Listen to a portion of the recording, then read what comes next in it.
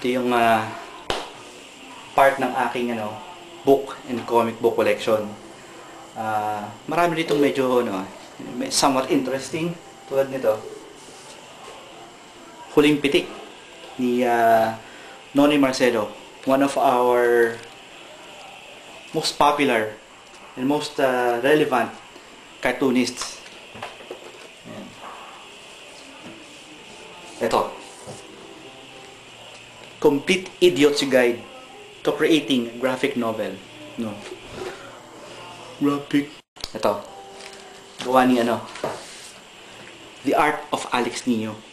Ayan. Satan Steers.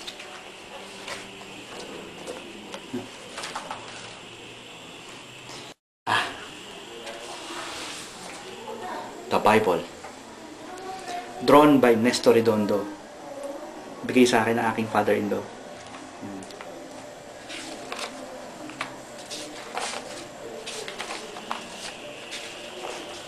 Uy! Bold. This is considered by many to be one of the most beautifully rendered comic books ever. I agree. Uy! Manga. Manga. Manga. Manga.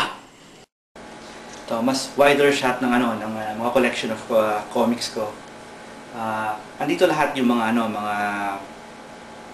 most valuable at mga most favorite kong comics, tulad nito.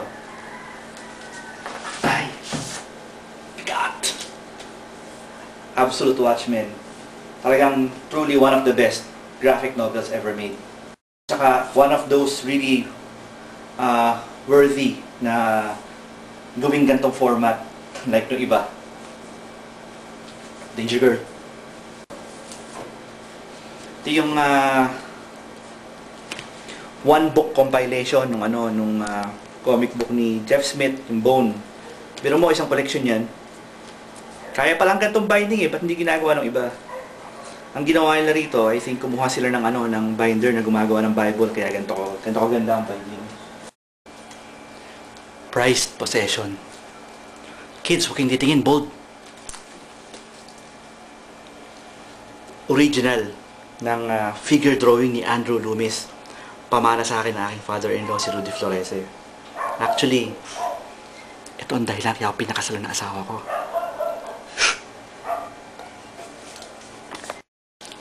Biro lang. I love you, honey. Mayroong mga pupunta bukas dito na mga estudyante from Benil na gusto kong interviewin for their thesis. Ewan ko thesis o term paper, ewan ko, pero actually marami na rin nagpupunta rito na gusto mag-interview sa akin. Ewan ko kung bakit. About comics, about yung aking trabaho, what I think about the industry, manga. Original art ng Tarzan. Gawa ng father-in-law ko, si Rudy Florese. Galing ito sa comic book na to. Ito yung first page. Nangako ko sa sarili ko na every time na makakakita ko ng original art ng father-in-law ko, bibiling ko as long as afford ko. Ito naman, original art ni E.R. Cruz from The Shadow. Galing to sa comic book na to. Shadow. Once again, yung first page. Yan. Parating na yung mga students from Benilde, si Marcel at si Teddy. Medyo nagbihis na ako kasi nakakahiya naman. Ito yung aking default na damit. Actually, ilang beses na siguro nakita sa iba kong interview at iba-ibang video. Hindi mag-i-interview sa akin. Bakit comics ang napili mong subject? Gawin na thesis? Naging interesado kasi nung bata ako, mahilig akong magbasa ng comics. Tapos biglang ngayon medyo nawala na. Ano ka palang pangalan mo? Marcel. Ikaw si Teddy. Teddy. Marcel and Teddy.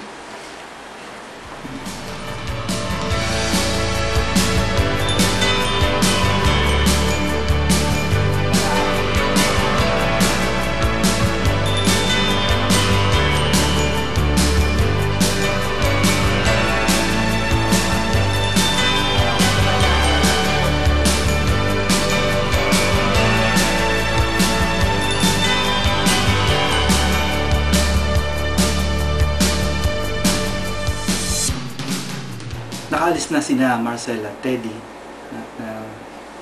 Ingat na lang sa kanila pabalik ng Manila kasi medyo mahaba-haba ang biyahe from San Pablo. Like always, kapag may mga ganitong interview sa akin, nag-enjoy talaga ako. Natutuwa ako na nakakatulong ako sa kanila sa pagsagot sa mga tanong nila para sa kanilang mga projects sa school. Sa mga students diyan na gusto pang magpunta rito for an interview, siguro pagpasensyahan niyo na lang muna ako kasi baka mahirapan na muna ako ngayon dahil medyo mabigat ang aking workload. Marami akong projects na kailangang tapusin at yung mga ganitong klaseng interview medyo malaki oras ng konti ang nakukuha sa akin. No offense sa mga nakapag-interview sa akin before. Okay naman sila, okay lahat sila.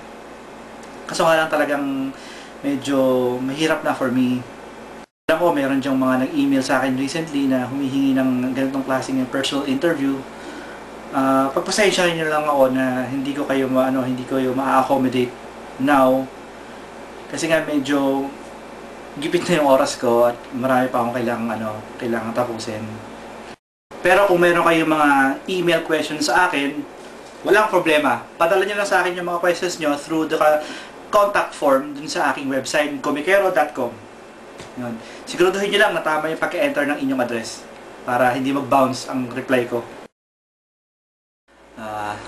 Maraming salamat pala kay Teddy kasi binigyan pa niya ako ng comics. Ito, Eternals by Neil Gaiman. Actually, gusto kong bumili nito kasi fan ako ni Neil Gaiman. Ito naman, Girls by the Luna Brothers. Mga Pinoy ito eh. Hindi ko pa sila na-meet. Ito, X-Men Civil War. Yan. Okay, Teddy. Maraming salamat.